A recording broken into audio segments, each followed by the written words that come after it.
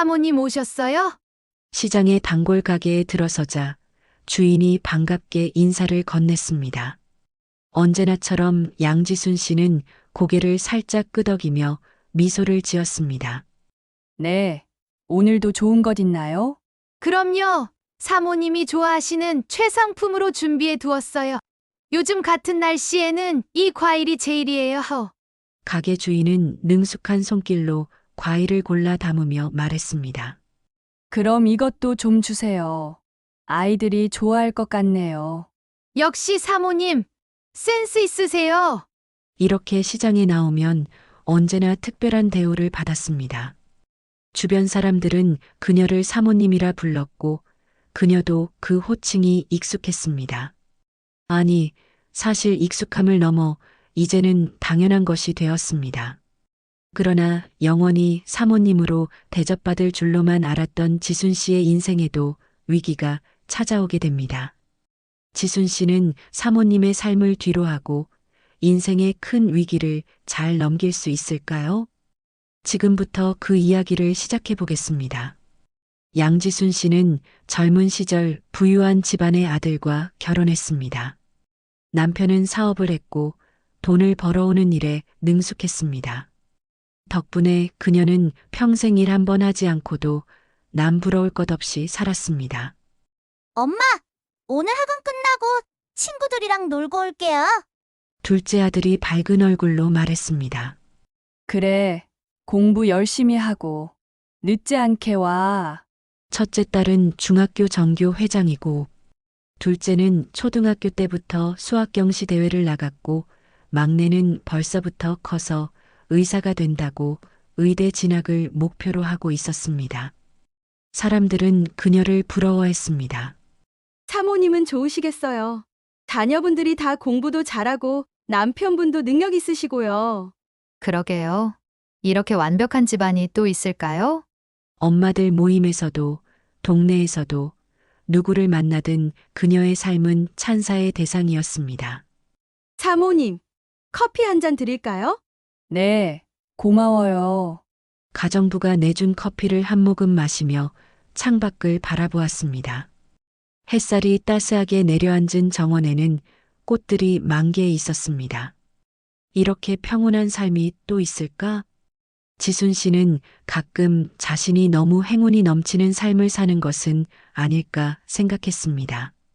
모든 것이 만족스럽기만 했습니다.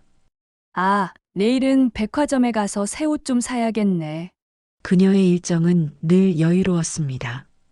오전에는 헬스장에 가서 요가를 하고 점심에는 친구들과 레스토랑에서 식사했습니다. 오후에는 백화점에서 쇼핑을 하고 저녁이면 가족들과 함께 시간을 보냈습니다. 엄마, 이번 방학에 우리 여행 가요. 첫째 딸이 물었습니다. 좋지. 어디로 가고 싶니? 유럽은 어때요? 프랑스에 한번 가보고 싶어요. 남편은 흔쾌히 여행 계획을 승인했습니다. 그들에게 비용은 문제가 되지 않았습니다. 동네에서 부자로 소문이 난 지순 씨를 사람들은 늘 사모님이라고 불렀습니다. 사모님, 이 가방 신상인데 너무 잘 어울리세요. 사모님, 오늘 스타일이 정말 멋지세요. 그렇게 지순 씨는 사람들로부터 대접받고 인정받는 것을 어느 순간 당연한 것으로 여기고 있었지요. 부잣집 사모님, 그 말처럼 듣기 좋은 말은 또 없었습니다. 하지만 완벽할 것만 같았던 지순 씨의 세상도 조금씩 흔들리고 있었습니다. 여보, 식사하세요.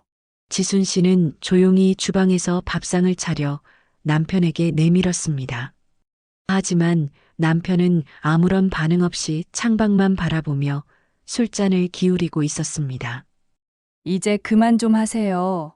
매일 이렇게 술만 드시면 어떻게 하자는 거예요? 지순 씨의 목소리에는 피로와 실망이 뒤섞여 있었습니다. 하지만 남편은 깊은 한숨만 내쉬며 무기력한 표정으로 앉아 있었습니다. 한때 남편 상현 씨의 사업은 승승장구했습니다. 수출업을 하며 안정적인 수익을 올렸고 가족들은 부족함 없이 살았습니다. 넓고 화려한 집에서 사모님이라 불리며 살아왔던 지순 씨도 그 삶에 만족했습니다. 그러나 세계 경제가 어려워지면서 수출 주문이 점차 끊기기 시작했습니다. 처음엔 잠깐의 위기일 거라고 생각했지만 한 해가 지나고 두 해가 지나도 상황은 나아질 기미가 보이지 않았습니다. 결국 회사를 접어야만 했고 빚을 막기 위해 집을 팔고 작은 다세대 주택으로 이사를 해야 했습니다. 이사하는 날 지순 씨는 손때 묻은 가구와 짐들을 박스에 담으며 깊은 한숨을 내쉬었습니다. 오래된 집안 식기와 명품 가구들, 장식품들이 하나둘 포장되었습니다. 언젠가는 여유롭던 시절로 돌아갈 것 같았지만 현실은 정반대였습니다. 이삿짐 트럭에 실리는 가구들을 보며 이 집에서의 마지막 순간을 되새겼습니다. 큰 거실에서 손님을 맞이하던 시간, 넓은 정원에서 아이들이 뛰어놀던 순간, 가족이 함께 웃던 저녁 식사, 모든 것이 사라지고 있었습니다. 엄마, 이사 가는 집 정말 좁아요? 큰딸이 조심스럽게 물었습니다. 지순 씨는 아이의 눈을 피하며 애써 웃어 보였습니다. 지금보다는 많이 좁을 거야. 그래도 괜찮아. 우리 가족이 함께 있으면 어디든 집이지. 그러나 그녀의 마음은 그렇지 않았습니다. 작은 다세대 주택으로 들어섰을 때 현실은 더욱 가혹하게 다가왔습니다. 거실이라고 부르기도 어려운 비좁은 공간, 방 한 칸씩을 나누어 쓰기에도 버거운 크기, 부엌에는 예전 집에서 쓰던 가전제품들이 들어갈 공간조차 부족했습니다. 지순 씨는 무너지는 마음을 애써 붙잡았습니다. 그러나 가장 큰 문제는 남편이었습니다. 그는 아무 일도 하지 않으려 했고 하루 종일 무기력하게 앉아 술만 마셨습니다. 계속 이럴 거예요? 당신이 나서지 않으면 앞으로 대체 우리가 어떻게 살아요? 지순 씨는 분노를 참지 못하고 소리쳤습니다. 하지만 남편은 무심한 표정으로 대꾸했습니다. 이제 뭘 할 수 있겠어. 난 끝났다고. 끝났다고요? 그럼 저는요? 애들은요? 우리가 다 같이 무너져야 하냐고요? 제발 정신 좀 차려요. 제발! 매일같이 이런 대화가 반복되었습니다. 남편은 점점 더 술에 의존했고 눈빛에서는 생기가 사라졌습니다. 엄마, 제발. 이제 그만 싸우세요. 어느 날 저녁 식탁에서 큰딸이 울먹이며 말했습니다. 엄마 아빠 싸우면 무섭고 불안해요. 왜 매일 엄마 아빠 싸우는 것만 봐야 해요? 그만 좀 싸워요. 옆에서 조용히 있던 두 아들들도 눈물을 뚝뚝 흘리고 있었어요. 아이들의 모습에 지순 씨는 말을 잇지 못해 부엌에는 순간적으로 정적이 흘렀습니다. 남편은 고개를 푹 숙이며 또 술잔에 술을 따랐습니다. 남편의 상태는 점점 더 악화되었습니다. 이제는 하루 종일 침대에서 나오지 않는 날도 많아졌습니다. 지순 씨가 아무리 말을 걸어도 대답은커녕 눈길조차 주지 않았습니다. 술병은 점점 늘어갔고 거실 한 구석엔 치우지 않은 빈 병들이 쌓여갔습니다. 여보, 제발 정신 좀 차리세요. 지순 씨는 간절하게 남편을 붙잡았지만 돌아오는 것은 무기력한 눈빛뿐이었습니다. 다 끝났어. 다 끝이라고. 나는 이제 아무것도 못해. 그 말을 듣는 순간 지순 씨의 안에서 마지막 남은 희망마저도 무너져 내리는 듯 했습니다. 모든 것을 포기한 듯한 남편을 바라보는 지순 씨는 점점 지쳐갔습니다. 하루하루가 버거웠습니다. 이제는 남편을 다그칠 힘조차 남아있지 않았습니다. 어쩌면 이 사람은 다시 일어설 수 없을지도 몰라. 그 생각이 머릿속을 맴돌기 시작했습니다. 아이들도 점점 변해갔습니다. 더 이상 웃지 않았고 대화도 줄어들었습니다. 가족 전체가 무너지고 있었습니다. 어느 날 거울을 보던 지순 씨는 자신의 모습에 깜짝 놀랐습니다. 얼굴엔 생기가 사라졌고 눈가에는 깊은 주름이 생겼습니다. 이게 내 모습인가? 지순 씨는 얼굴에 팩을 하기 시작했어요. 남은 화장품도 열심히 발랐습니다. 남은 것이라고는 아직 시들지 않은 외모뿐이었는데 이마저도 사라진다면 더는 견딜 수 없을 것만 같았습니다. 그러던 어느 날 지순 씨는 친구들 모임에 나갔습니다. 나가고 싶지 않았지만 공연히 자신에 대한 안 좋은 억측이라도 듣게 될까봐 아무렇지 않은 척 치장을 하고 나갔지요. 와, 지순아, 애들 키우느라 힘들 텐데 어떻게 이렇게 예쁘게 관리해? 역시 사모님은 다르네. 지순 씨는 억지 웃음을 지으며 손사래를 쳤습니다. 아유, 별말을 다 해. 그냥 평소대로지, 뭐. 하지만 실은 요즘 거울조차 보기 싫었습니다. 그러나 친구들 앞에서는 여전히 완벽한 척해야 했습니다. 너네 남편은 여전히 사업 잘 돼? 지순 씨는 순간 움찔했지만 곧바로 고개를 끄덕이며 웃었습니다. 응, 요즘도 바빠 죽어. 해외 출장이 많아서 얼굴 볼 날이 별로 없어. 사실 남편은 매일같이 집에서 술만 마시고 있었습니다. 돈을 벌기는커녕 빚만 늘어났습니다. 애들은 어때? 다들 공부 잘하지? 그럼 첫째는 성적이 워낙 좋아서 명문대를 목표로 하고 있고, 둘째도 이번에 수학 경시대회에 나간다고 했어. 하지만 현실은 달랐습니다. 첫째는 성적이 떨어져 요즘 사춘기 반항이 심했고, 둘째는 학원비가 없어 수학 경시대회는커녕 학원조차 다니지 못하고 있었습니다. 우리 이번 여름 방학에는 또 유럽에 갈까 생각 중이야. 지난번에 프랑스 갔을 때 애들이 엄청 좋아했거든. 이번엔 친구들이 부러움 가득한 눈으로 쳐다보았습니다.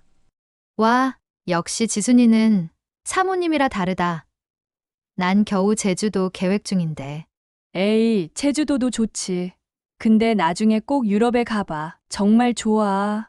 모든 것이 거짓말이었습니다. 비행기표를 살 돈도 없었습니다. 요즘은 월세 걱정에 밤잠도 제대로 이루지 못하고 있었습니다. 친구들과의 만남이 끝난 후 지순 씨는 한숨을 내쉬며 길을 걸었습니다. 나는 대체 왜 이러고 살고 있지? 그녀는 여전히 부잣집 사모님 행세를 하면서 자신의 현실을 부정하고 있었습니다. 하지만 이런 거짓말도 언제까지 숨길 수는 없을 터였습니다. 집에 돌아오자마자 익숙한 광경이 펼쳐졌습니다. 거실 소파 위에서 술에 취한 남편이 흐릿한 눈으로 텔레비전을 보고 있었습니다. 그 모습이 너무도 꼴 보기가 싫었지요. 지금 뭐 해요? 또 빈둥거리고나 있어요? 나가서 돈 벌어올 생각은 않고? 지순 씨는 또 집에 오자마자 남편과 싸웠습니다. 남편이 돈을 벌어오지 않는다는 이유로 그를 미워했습니다. 그런데 이제는 싸우는 것조차 지쳤습니다. 남편은 변하지 않았습니다. 아니, 오히려 더 악화되었습니다. 하루 종일 술만 마시며 소파에 널브러져 있었습니다. 아침에 눈을 뜨면 남편은 이미 술병을 손에 들고 있었고 밤이 되어도 그대로였습니다. 제발 좀 정신 차리세요. 나가서 뭐라도 좀 하라고요. 우리 돈 필요해, 돈. 어떻게든 먹고 살아야 할 것 아니야. 남편은 눈을 반쯤 감은 채 그녀를 바라보며 힘없이 대답했습니다. 뭘 어떻게 하라는 거야? 아무리 해도 안 되는데. 그냥 포기하고 싶어. 그 말에 지순 씨는 깊은 한숨을 내쉬었습니다. 포기요? 지금 포기라는 말이 나와요? 우리 애들은 어쩌라고, 대체? 이 한심한 양반아! 속이 터질 것만 같았습니다. 한때 든든했던 남편은 이제 흔적도 없이 변해버렸습니다. 술에 취해 무기력하게 누워있는 남편을 볼 때마다 절망감이 몰려왔습니다. 하지만 정작 그녀도 다르지 않았습니다. 나라고 뭘 할 수 있겠어. 남편을 비난하면서도 막상 자신 역시 밖으로 나갈 용기가 없었습니다. 솔직히 말하면 무서웠습니다. 사람들이 자신을 알아보고 수군거릴까봐. 저 여자 예전에 부잣집 사모님이었는데 이제 저렇게 됐대. 그런 말들이 들리는 것만 같았습니다. 이런 인생을 원한 게 아닌데. 남편을 향한 원망은 점점 커져만 갔습니다. 그가 조금만 더 버텨주었다면, 조금만 더 노력해 주었다면 여전히 사모님으로 살고 있었을지도 모릅니다. 하지만 동시에 깨닫고 있었습니다. 그녀 역시 아무것도 하지 않았다는 사실을. 나는 왜 이렇게 나약할까? 그렇게 생각하면서도 현실을 받아들이고 싶지 않았습니다. 결국 현실을 부정하면서 남편에게만 모든 책임을 떠넘겼습니다. 다른 사람들은 어떻게든 일이라도 찾으려고 하는데 당신은 뭐예요? 이렇게 누워서 술만 마시면 뭐가 달라지냐고요? 남편은 아무런 대답도 하지 않았습니다. 그저 흐릿한 눈으로 술병을 만지작거릴 뿐이었습니다. 이제 당신을 믿고 기다리는 것도 지쳤어요. 저는 정말 더는 못 참겠어요. 그녀의 목소리는 점점 더 높아졌습니다. 이 모습을 지켜보던 아이들이 조용히 어두운 얼굴로 방에서 나왔습니다. 큰딸이 울먹이며 말했습니다. 엄마, 제발 그만하세요. 뭐라고? 아빠한테 왜 그러세요? 지순 씨는 황당했습니다. 너희들은 지금 이 상황이 뭔지 몰라서 그래. 아빠가 이렇게 살면 안 된다는 거 모르겠니? 첫째 아이가 나지막이 말했습니다. 그럼 엄마는요? 엄마는 뭐 했는데요? 순간 정적이 흘렀습니다. 엄마는 뭐 했다고 아빠한테만 그러세요? 엄마도 돈 벌려고 해본 적 있어요? 지순 씨는 입을 다물었습니다. 아이들의 말이 그녀의 가슴 깊숙이 박혔습니다. 그녀는 남편을 비난하면서도 막상 자신도 밖에 나갈 용기가 없었습니다. 솔직히 말하면 무서웠습니다. 사람들이 자신을 알아볼까봐. 할 줄 아는 것도 없었습니다. 특별할 것도 없는 요리 실력. 청소 같은 굳은 일은 해본 적도 없었습니다. 그렇다고 사무직 일을 구할 학벌이나 경력이 있는 것도 아니었습니다. 나는 대체 뭘 할 수 있지? 큰딸의 말에 자신을 돌아보았지만 현실이 달라지는 것은 아니었습니다. 한때 그녀의 세상은 호텔과 명품 가방, 멋진 레스토랑으로 가득 차 있었습니다. 지금은 빚더미 위에서 하루하루를 버티고 있었습니다. 현실을 받아들이고 싶지 않았습니다. 그러나 아이들의 한마디가 그녀를 무너뜨렸습니다. 나는 왜 나가서 돈을 벌 생각을 안 했을까? 창피했기 때문입니다. 남들이 자신을 알아보고 수군될까봐 두려웠습니다. 과거의 자신을 기억하는 사람들이 그녀를 보고 혀를 찰까봐 겁이 났습니다. 하지만 현실은 현실이었습니다. 돈이 필요했고 집에는 수입이 없었습니다. 남편에게 모든 책임을 미루는 것은 무책임한 행동이었습니다. 지순 씨는 주방에서 설거지를 하다가 문득 거실에서 술을 마시다 잠든 남편의 얼굴을 바라보았습니다. 거칠어진 손, 피곤에 절어 깊어진 주름, 그리고 어두운 표정.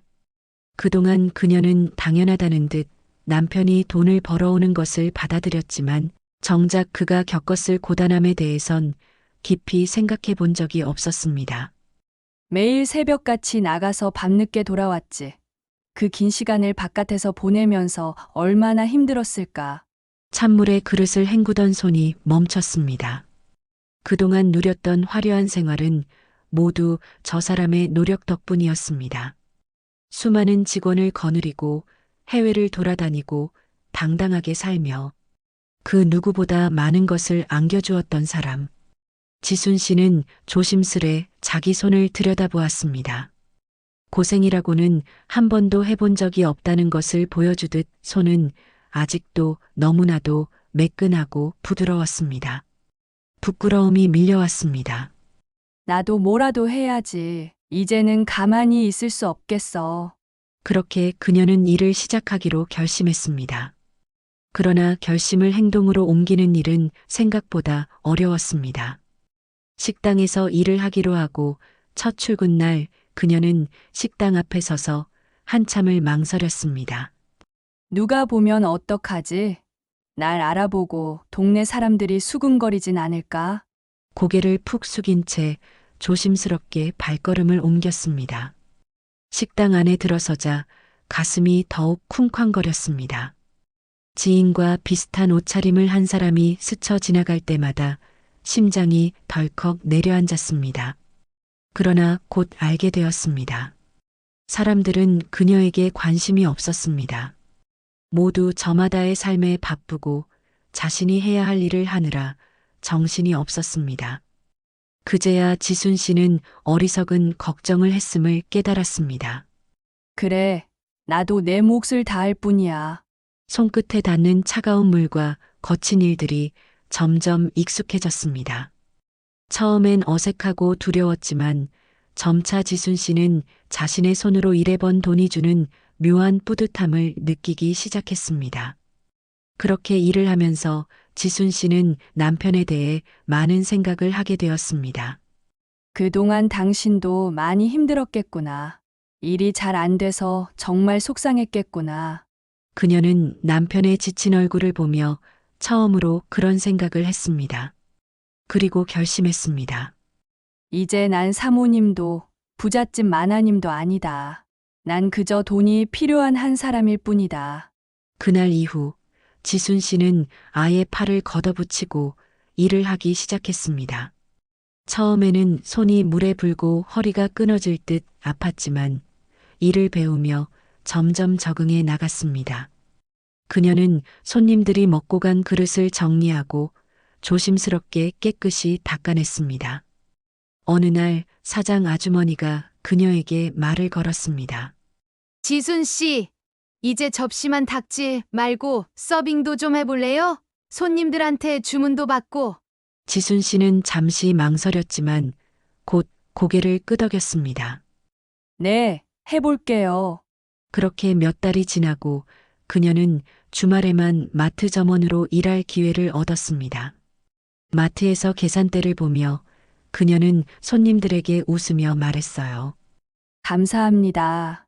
또 오세요. 처음에는 어색했지만 점점 익숙해졌습니다.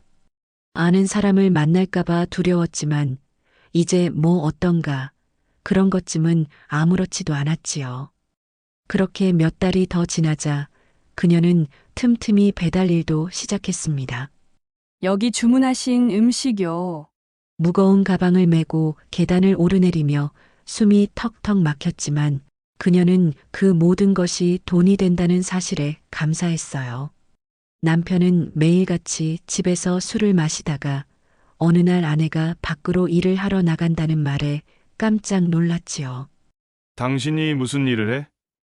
평생 일이라고는 한 번도 안 해본 사람이.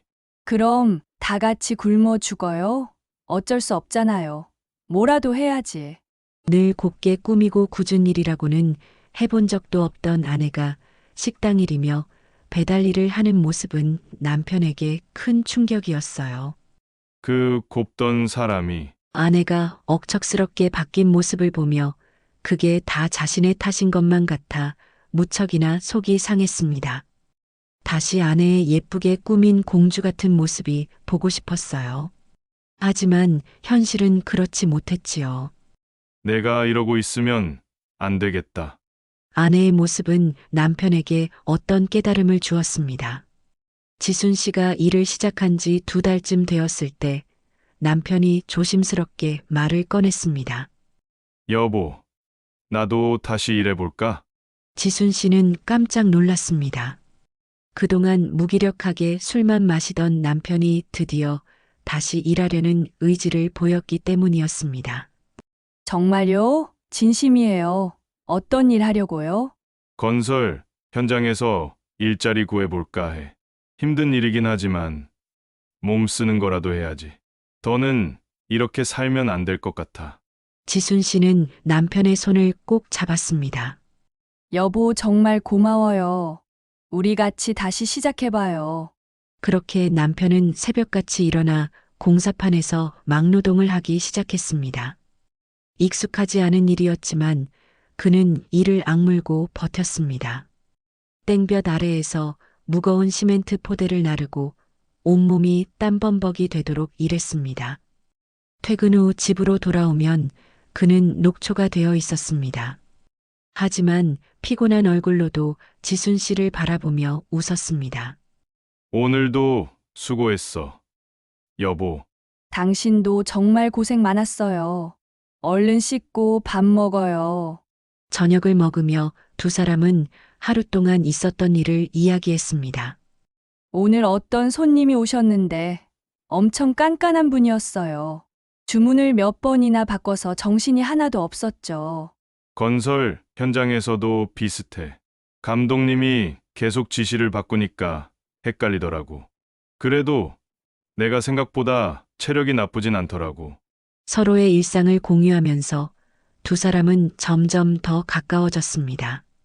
남편이 일하기 시작한 지 한 달이 지나자 처음으로 두 사람의 월급이 함께 들어왔습니다. 통장에 찍힌 금액을 보며 두 사람은 오랜만에 안도의 한숨을 내쉬었습니다. 이 돈으로 우선 밀린 월세부터 내야겠죠. 그리고 아이들 학원비도 조금씩 보태야 할 것 같아. 남편은 지갑에서 지폐 몇 장을 꺼내 아이들에게 건넸습니다. 얘들아, 이거 아빠가 주는 용돈이야. 그리고 이번 달부터는 학원 다시 다닐 수 있을 거야. 미안하다. 그동안 못 보내줘서. 아이들은 활짝 웃으며 말했어요. 정말요? 와, 아빠 최고. 그 모습을 보며 지순 씨는 눈물이 핑 돌았습니다. 비록 아직 넉넉하지는 않았지만 가족이 다시 희망을 찾고 있었습니다. 그러던 어느 날 어머, 사모님 아니세요? 그런데 여기서 뭐 하세요? 식당에서 일을 하는데 과거 알던 지인이 지순 씨를 알아보고 인사를 건네왔습니다. 아니, 왜 이런 데서 일을 하고 계세요? 사모님께서 무슨 일 있으셨어요? 세상에, 갑자기 딱하다는 표정으로 지순 씨를 바라보는 지인에게 무슨 말을 해야 할지 몰랐어요. 낯이 뜨겁게 달아오르고 심장이 뛰었지요. 그건 수치심이었습니다. 네, 제가 요새 사정이 좀 많이 안 좋아서 일을 하게 됐네요. 도망치고 싶은 생각이 들었어요. 하지만 동시에 내가 돈을 벌기 위해 일을 하는 게 뭐가 잘못됐나 그런 생각이 들었지요. 맛있게 드시고 가세요. 서비스 많이 드릴게요. 지순 씨는 오히려 더 밝게 대답했습니다. 그렇게 하고 나자 오히려 가슴이 후련했지요. 그래, 뭐 어때? 내가 어디 가서 죄를 지은 것도 아니고 떳떳하지 못할 게 뭐야. 그 뒤부터 지순 씨는 누굴 만나도 창피하다는 생각을 하지 않았습니다. 그렇게 지순 씨와 남편 두 사람은 열심히 일했고 점점 서로를 더 배려하며 살았습니다. 어느 날 남편이 건설 현장에서 돌아오자마자 주방으로 향했습니다. 여보, 오늘은 내가 저녁 차릴게. 당신이요? 응, 당신도 하루 종일 서서 일했잖아. 나도 이제 좀 도와야지. 남편은 서툴지만 정성스럽게 된장찌개를 끓였습니다. 지순 씨는 그런 남편을 보며 미소를 지었습니다. 우리 남편 요리도 할 줄 알았어요? 원래는 못했는데 요즘 인터넷으로 요리 영상 찾아보면서 조금씩 배웠어. 정말 감동이에요. 저녁 식사 후 두 사람은 아이들과 함께 도란도란 앉아 이야기를 나누었습니다. 아이들은 학교에서 있었던 일을 이야기했고 두 부부는 그 이야기를 경청했습니다. 엄마, 아빠, 이제 예전처럼 안 싸울 거죠? 큰딸의 물음에 남편과 지순 씨는 서로를 바라보며 웃었습니다. 응, 이제 싸울 일 없을 거야. 우리는 이제 함께 열심히 살아갈 거야. 몇 달이 지나자 두 사람은 조금씩 저축도 할 수 있게 되었습니다. 여보, 우리 이 돈으로 작은 가게 하나 해볼까? 가게요? 응. 당신도 이제 식당 일이 익숙해졌고, 나도 노동일보다는 조금 더 안정적인 일을 하고 싶어. 우리 둘이 힘을 합쳐서 작은 분식집이라도 열어보는 거 어때? 지순 씨는 설레는 마음으로 남편을 바라보았습니다. 정말요? 우리가 할 수 있을까요? 우리 함께라면 뭐든 할 수 있을 거야. 그렇게 두 사람은 가게를 열기 위해 조금씩 준비하기 시작했습니다. 몇 년 후 두 사람은 작은 분식집을 운영하게 되었습니다. 처음에는 힘들었지만 성실하게 일한 덕분에 손님들이 점점 늘어났습니다. 사장님, 오늘도 김밥이 정말 맛있네요. 감사합니다. 또 오세요. 바쁜 와중에도 두 사람은 서로를 바라보며 웃었습니다. 지순 씨는 이제 더 이상 부잣집 사모님이 아니었습니다. 하지만 그녀는 지금의 자신이 더 당당하고 행복하다고 느꼈습니다. 남편과 함께 만든 삶이었기에 그 행복은 더욱 깊었습니다. 이제 두 사람은 서로에게 말할 수 있었습니다. 당신 덕분에 여기까지 올 수 있었어요. 아니야. 우리 함께 했으니까 가능했던 거야. 그들은 이제 더 이상 과거의 화려한 삶을 그리워하지 않았습니다. 지금 이 순간이 가장 소중한 행복이었기 때문이었습니다. 지순 씨는 더 이상 사모님으로 불리는 것을 좋아하지 않습니다. 그건 그저 남편의 힘으로 잠시 누렸던 사치였을 뿐이었지요. 부자는 아니어도 자신의 손으로 살아가는 지금이 지순 씨는 더 뿌듯하다고 합니다. 오늘 이야기는 여기까지입니다. 이야기가 마음에 드셨다면 구독과 좋아요를 부탁해요. 다음에 또 새로운 사연으로 찾아오도록 하겠습니다. 시청해 주셔서 감사합니다.